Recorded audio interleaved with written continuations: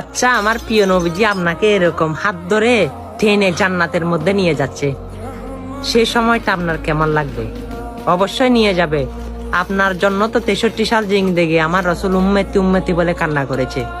সে কঠিন হাসরের ময়দানে গিয়েও সবাই বলবে ইয়া নফসি নফসি, আমার নবী বলবে ইয়া উম্মতি উম্মতি, আপনার জন্য কান্না করবে। অবশ্যই কি করবেন? সেই নবী যদি আপনাকে হাত টেনে যদি জান্নাতে নিয়ে যায়, সেই আমলটা কি? অবশ্যই আমলটা শুনুন। আমলটা হচ্ছে হাদিস। আমার প্রিয় নবীজি বলে, যার শরীরে যাররা পরিমাণ শরীফা পরিমাণ ঈমান রয়েছে, সে কখনো জাহান্নামে প্রবেশ করবে না, আল্লাহর জান্নাতে প্রবেশ করবে। অবশ্যই সেটা কি করতে হবে?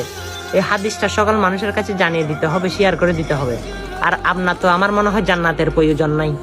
যার যার জান্নাতের প্রয়োজন নাই, সেই ভিডিওটা শেয়ার করার দরকার নাই।